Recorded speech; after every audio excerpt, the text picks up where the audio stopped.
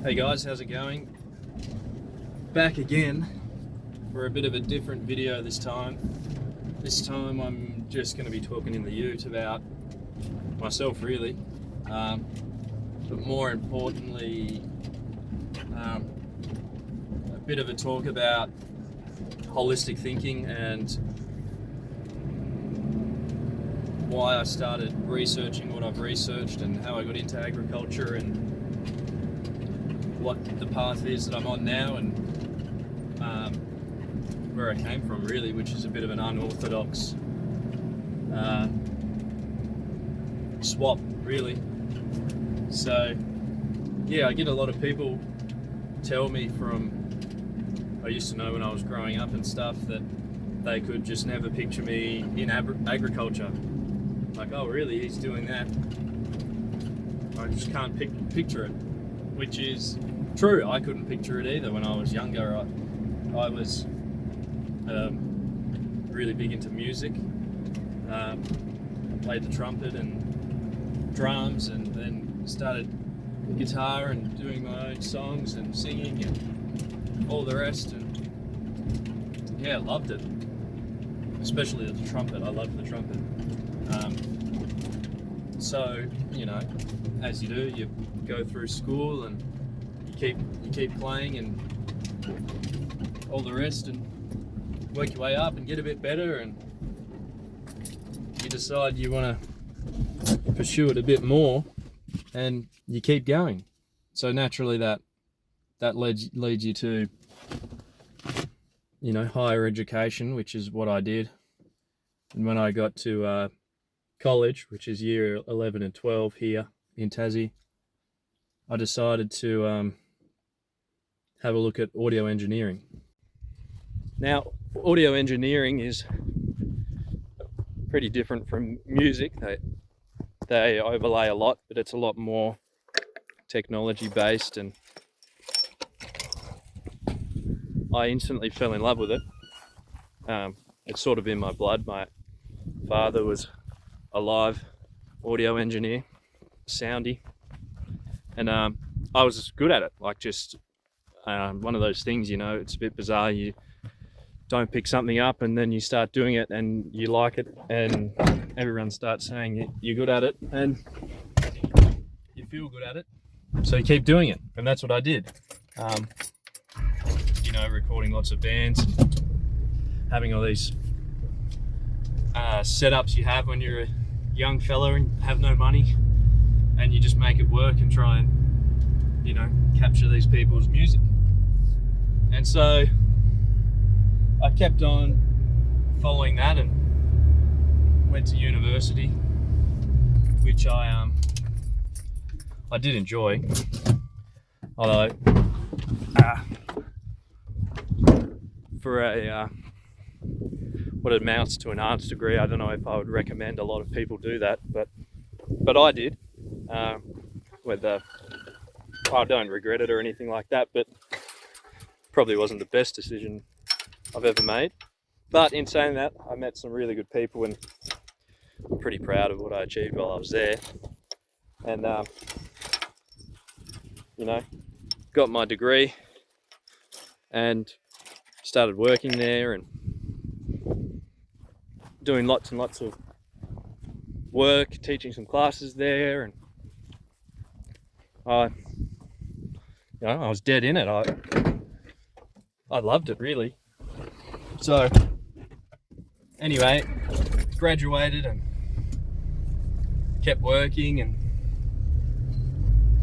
was doing a lot of the sound stuff, live sound, recording, and yeah, it was all ticking away quite well. And I started a bit of a business with a couple of other people that I met, well, one I met at the university, and we were all set and raring to go. And then we had that bloody COVID happen, which put a bit of spanner in it all.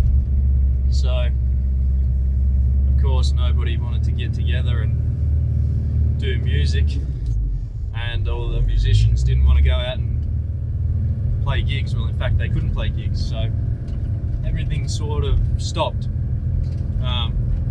But you know, I can't stop. So after a bit of humming and ahhing and trying to make it work, I decided to get a job outside because, you know, everyone was cooped inside. So I was lucky enough to find a job fencing for a company, which, you know, I stayed there for a while, and eventually I ran into an ag contractor that needed a worker, and he must have thought I was switched on enough and he offered me a job, which is really what's set me up for the last 5 years to where I am now. So yeah, I worked for him and another fella, which he was starting up this chaff business on his farm, needed a worker, which, you know, that's where I run now.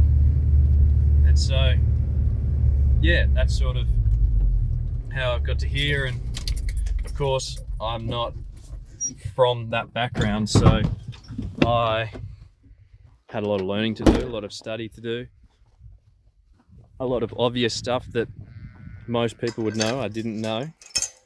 But everybody, you know, everybody gave me a bit of a chance, and, you know, laughed at me when I asked dumb questions, but that doesn't really faze me. So, you know, that part was good.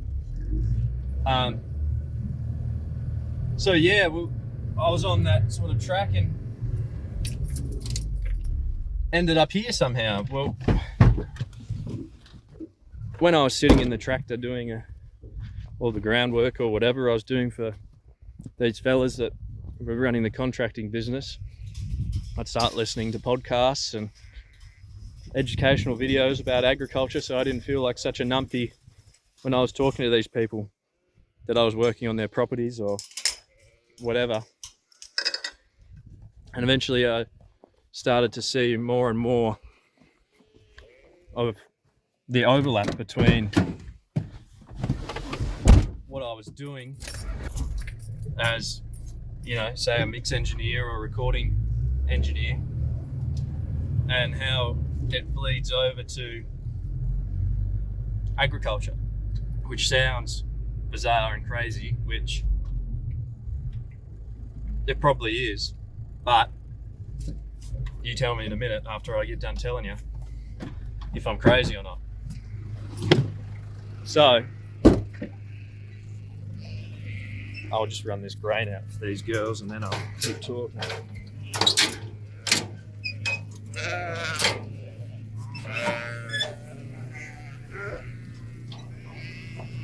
Hopefully they're not too noisy.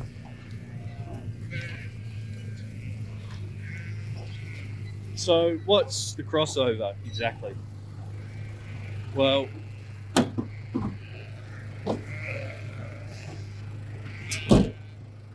crossover is sort of in a way of thinking more than it is in actuality. I don't think I ever had a sheep in the vocal booth or anything like that, or, you know, amped up a cow or something like that. So in that sense, there's no crossover. But there actually is in terms of systems and end products and the way you think and treat a farm. And one of my professors at the university, absolute legend, he used to have an analogy about a cake when making sure you mix a good song. And I'll sort of dumb it down a bit for people who don't know anything about music or audio engineering, so you can sort of get the gist of how it relates. But the short version is, it's not often people really think about this, but, you know, it's someone's job for that guitar sound that you really like in a song. Somebody made it sound like that. Sometimes it's mostly the guitarist and sometimes it's not. But most importantly is, if you went through the song and you just listen to the guitar and me working on the song, I'd make the guitar sound as good as it possibly could. And then I went over to the drum kit and made the drums sound as good as they possibly could. And then I went to the bass and did the same. Maybe I'll make the hi-hats sound excellent. Maybe the cymbals sound excellent. And then I go through in the keyboard, I make that sound excellent. You get the picture. And then everything sounds perfect. I turn them all on at the same time and it sounds rubbish, absolute rubbish. You can't hear certain things. The guitar is way too loud. The cymbals crowd out everything else. You know, these things happen. And when you start out trying to pull a mix, that's what you do. And so what we were taught was that when you're trying to mix a song, put it in its context, adjust how it sounds in relation to everything else. If you get stuck, go and have a look at it. If something's happening in there and you can't quite figure out what it is, go through and just listen to the individual things to diagnose what's going on. But in terms of looking at the song, right, just go through and tweak everything in context with the song. So that's not just volume, but the EQ, just highs and lows frequency, and you know how the effects work, how different rhythms are associated with each other, frequencies in each instrument, if you need them or don't need them. And this was, you know, the analogy of baking a cake was how he talked about it, is that you've got to have all these things right to bake a cake. If you do it in the wrong order, it's going to be stuffed, which is, you know, if you have something in the wrong mix, the instruments are wrong, one's too loud, whatever, you go through and you get the foundation right, basically.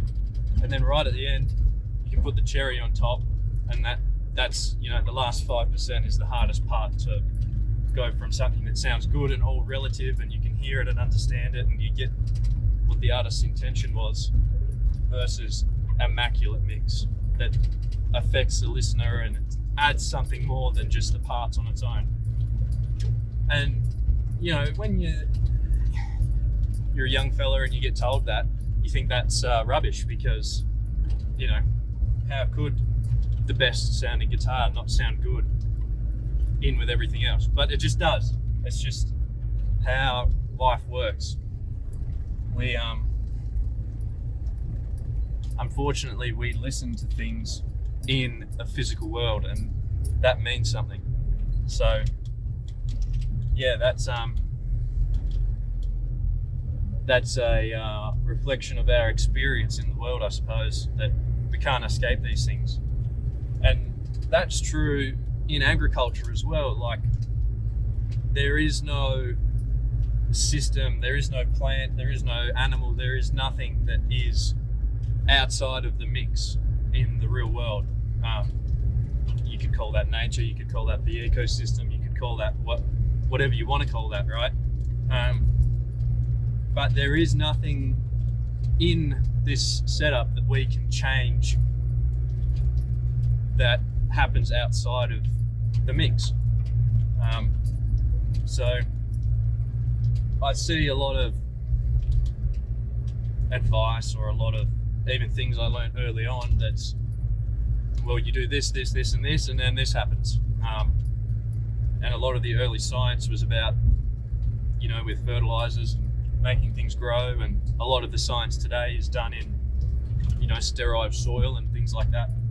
So it's hard to pin all these things down, but the more I learned, the more I kept thinking about my old university teacher's analogy, which is that if you just focused on one thing in this ecosystem, this nature, this farm, whatever whatever term you want to use, is that you're actually missing a lot, and you could focus for days and days. In fact, I've done this, where I've sat there with, a guitar and worked for 8 hours on it just to finally go to knock off for the day and listen to it in everything else, and you think, oh my god, it sounds worse than when I bloody started, which happens, and that's why.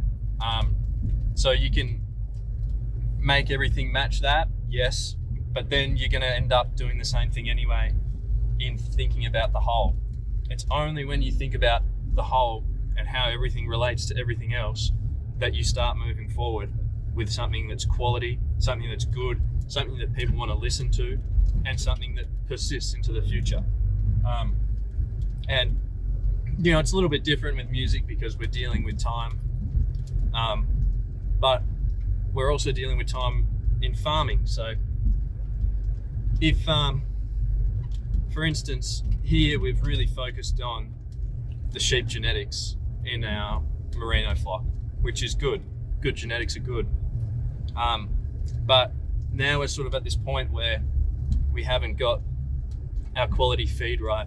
We don't have enough feed. That's been a bad year. But we could have done better to prevent that, which is what we're working on now. And B, the quality of the feed is not as good as it could be. So we've done all this work focusing on this one instrument, the sheep genetics, and yeah, without a doubt, it's better and it's going in the right direction. But now we're listening to the whole mix, the whole farm, we're looking at it. It's actually not that much better. We've got something good now, but it's not making sense in our whole farm aspect. So that's sort of where we've come our full circle to what our approach is moving forward on this farm.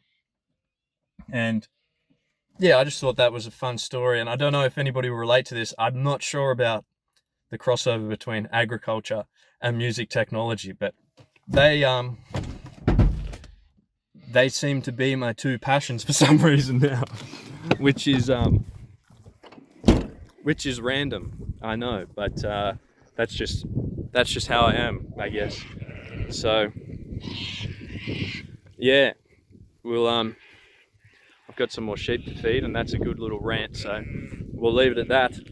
And yeah, tune in next time, and maybe if there's a bit of interest or something like that, I could go deeper into that in either or. But yeah, I'll be putting some music in these videos that I'll make, and hopefully they're so good you don't notice that it's made by me, and hopefully people will sort of understand what I'm getting at from the two different disciplines. So yeah, well, have a good one, everybody, and I'll get back to work. See ya.